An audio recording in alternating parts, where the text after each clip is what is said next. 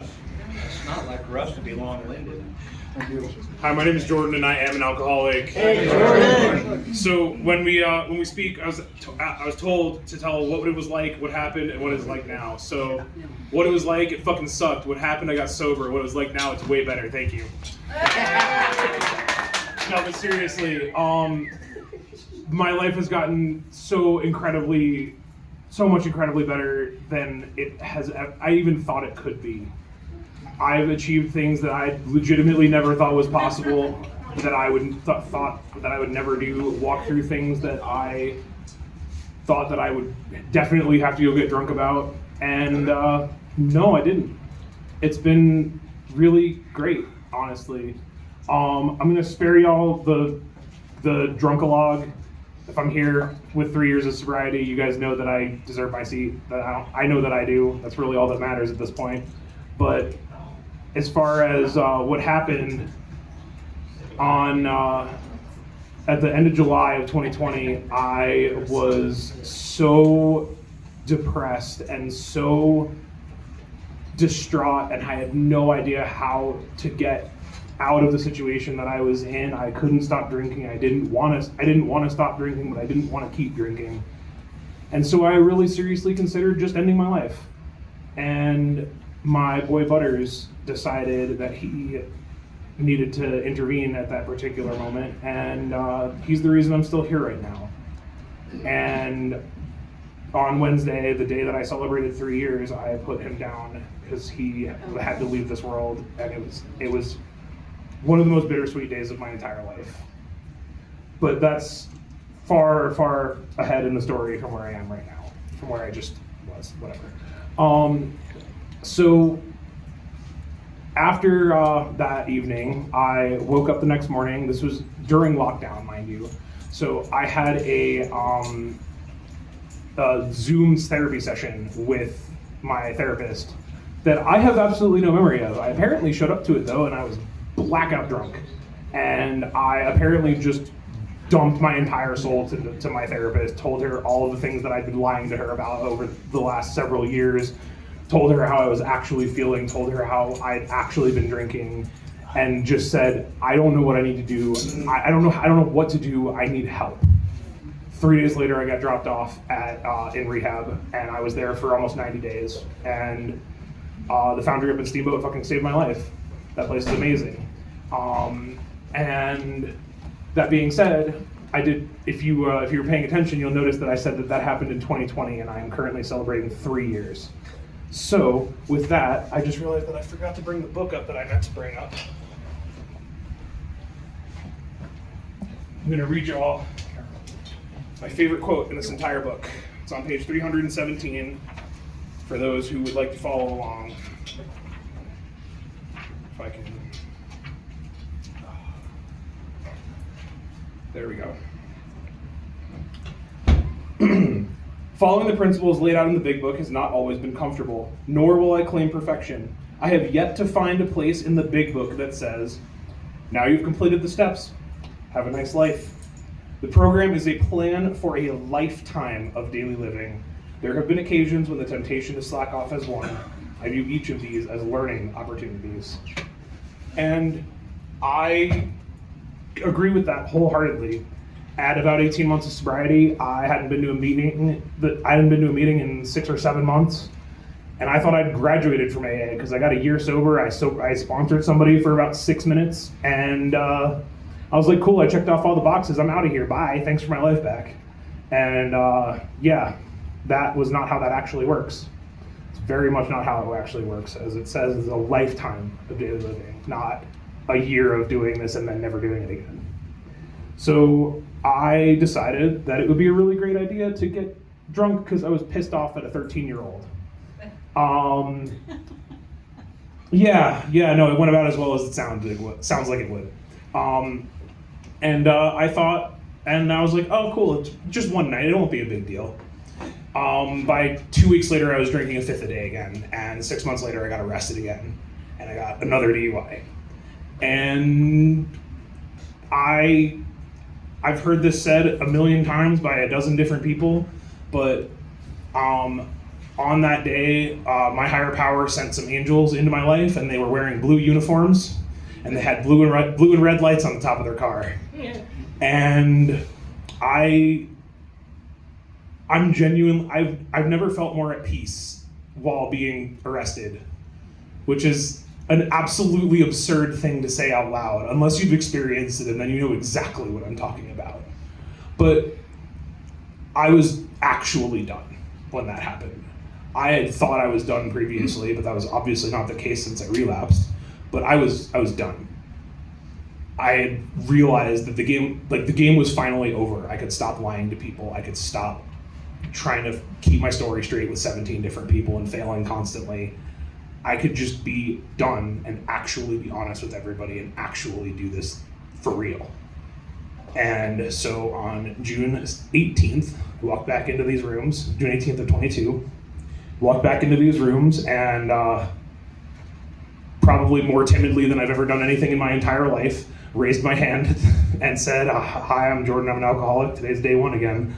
And that changed something in me. And being able to truly level my ego and truly own that I had really fucked up and there was really nothing that I personally could do about it was really what needed to happen. I had spent so long thinking that I was the arbiter of the entire universe and that there was no way that I could possibly be wrong about anything, and that anybody who questioned anything that I said was obviously wrong and I was going to prove why. And saying those words out loud now with 3 years of actually working this program under my belt is hilarious. Like, that's so absurd. But I genuinely believed those things for 29 years of my life. And I really needed, like, my sponsor told me a number of times, like, I needed every drop of alcohol that went into my body in order to really be done. And as much as it sucks, and as much as I absolutely do not glorify relapse, it does not have to be a part of your story. I promise you that. It does not have to be part of your story. However, my relapse changed my life entirely and allowed me to truly grasp what this program is about. I had a different kind of low. Honestly, like, it wasn't as emotionally low as the first time around, but it was much more spiritually low, because I actually knew what spirituality was at that point, having been in the program for a year. I realized that I had given up everything that I had gained in the time that I'd been in this program before. I knew what it was like to actually feel good, to actually enjoy myself, to be able to look myself in the mirror. And I threw it all away because I was angry at some dumb kid, and then I just ran with it. And now I can do those things again. Like, I still have a bunch of issues, but I think we all do. But I'm capable of looking at myself in the mirror for the first time in my entire life. I don't have to, like, shower in the dark because I'm afraid of seeing myself in the mirror. I can shave in the shower. I don't have to shave in the shower anymore because I can, look in the mirror and do it like a normal person. I actually know how to handle conflict like an adult. I am capable of declining other people's invitations to arguments, which is not a thing I ever thought I'd be able to say, but here we are. One of my best friends and I got into a really stupid argument the other day, and I just sat there, waited until they were done. It was like, are you done? Okay, cool. I need to go cool off. Give me 10 minutes. We'll be back and we'll talk about this. Who the fuck is that guy? Like, for real though, that's not something that I normally would do, but it is something that I normally do now, which is wild to me because I have entirely changed as a person in the last 3 years. I went from arrogant, full of myself, didn't care what, like, thought I didn't care what anybody else thought, but actually really deeply did. And was just afraid of everything, was afraid of what people thought of, was afraid of how I looked, afraid of how I was perceived, afraid that I wouldn't do, like, better myself, whatever. And now I'm in a position where I can genuinely say that even though some really difficult shit has been happening recently, I have 100% confidence that my higher powers got me and that everything will be fine. I don't know how the fuck it's gonna happen, but I have absolute faith that it will. And that's such a wild thing to hear coming out of my own mouth. So when I walked into these rooms, as you can tell, I'm not exactly the most standard person. When I walked into these rooms, I was one of those atheists you find on, like, Reddit, who was like, no, not only does God not exist, but you're a fucking idiot if you think that he does. And now I firmly and truly believe in a higher power. I still kind of struggle with the word God, but that's because of baggage, not because I don't believe there's something. That word has other connotations in other places in my life. But the concept of a higher power is now something that I firmly believe in. And as an engineer and as somebody who spent their entire life doing things that, like, scientifically, rigorously proving everything, I don't know, I don't have any physical proof for this higher power other than the fact that I'm standing here giving you this talk right now. That is the only proof this is the only physical proof that I have. And I mean, I don't think I need anything else other than that, because it's none of your goddamn business what my higher power is. It says that in chapter 4, we need not consider another's conception of God. And my higher power works great for me, and it might not work for you. And yours hopefully works great for you, and it very well might not work for me. And that is wonderful. That is how this program continues to exist. Because it's not my responsibility to tell you what your higher power is supposed to be. The only conditions that I feel like I can give to somebody who I'm sponsoring and talking through this is, it has to be greater than yourself, and it can't fucking be you. And those two things might sound redundant, but I know myself, and the version of me that I had made my higher power when I was still drinking was greater than anyone could possibly ever be. It was this towering giant of a perfect human that is not possible. We are not perfect. We're flawed human beings, and that's perfectly fine. It doesn't matter. Like, honestly, it's more important to me now to be able to own that I fucked up than to not fuck up. Because it's gonna happen. The point is, okay, cool. I fucked this up. Okay, how do we fix it? That's way more important. Blame me all you want, whatever, I don't care. Let's fix the problem. The problem needs to be addressed, and then we can play the blame game if you still really feel like doing that. I will decline your invitation to that argument as well.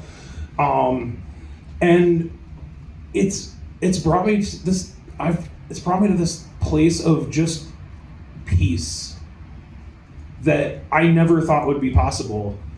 I mean, in kind of coming back full circle, I put my best friend crossed the Rainbow Bridge on Wednesday, and Butters literally saved my life 5 years ago. Like, there is no question in my mind that if he had not been there, that I would not be here right now. And so sitting in the vet's office and giving him his last pets before he went was genuinely one of the most difficult things that I have ever had to do in my entire life.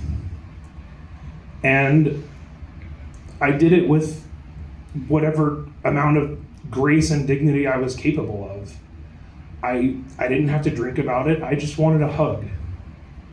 Like, it's not, I realized about 1.5 years ago that whenever I get the urge to drink, it's not that I actually want to get drunk, it's that I don't want to feel the way that I'm currently feeling. And that is a problem that I know how to solve now. I have been given the tools in this program to feel differently than I'm currently feeling. And it's usually for the better, and I usually end up helping somebody else too. Because what do I do when I feel like shit? I'll call somebody else in the program and be like, hey, how are you doing today? And 7 times out of 10, they tell me some shit that's going on in their life that's 20 times worse than what I'm dealing with, and I'm like, oh, okay, cool. And my parental instincts kick in, and I'm like, okay, we're helping you now. I don't give a shit about what my problems are. They don't matter. And I feel better, and I helped somebody. And it's wonderful. I have this amazing group of friends. I have this amazing group of people in my life who are actually there for me. Like when I was out there, out and about, there was always people that'd be like, oh yeah, I'd take a bullet for you, brother. Like, nah, fuck that shit. The people in this room are the realest motherfuckers you will ever meet in your entire life. Hands down. I know for a fact, because I have made this phone call, there are people in this room who will answer your phone call at 3 o'clock in the fucking morning on a Tuesday and come find you wherever you are and talk you down. That is real. I have experienced that. I have also gone and done that. And I would rather do that than go to your fucking funeral. Please, call people. We care. We really, really do. In a way that doesn't really exist outside of these rooms.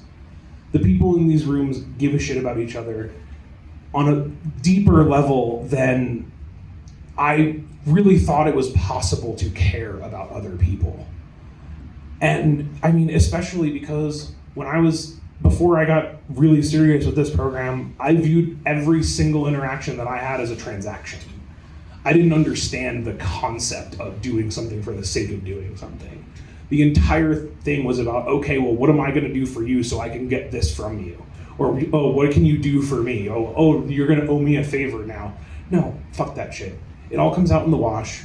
It really does. I have been blessed beyond anything that I have any ability to really put into words. I bought a house 3 months ago. I never in a million years, 2 years ago even, at 1 year of sobriety, if you told me I would buy a house, I'd be like, no, that's not fucking happening. But no, that just happened, and it's real, and I'm speechless about it, honestly. Most mornings I wake up and I'm like, oh shit, this is my house. I'm not renting this from somebody. This isn't like my grandma's house. This is my house. And then I can do really fun shit like put holes in the wall and put crazy shit on the walls because it's my fucking house. And that's amazing. The gifts that I've been given in this program, the material stuff is great, but stuff is just stuff at the end of the day.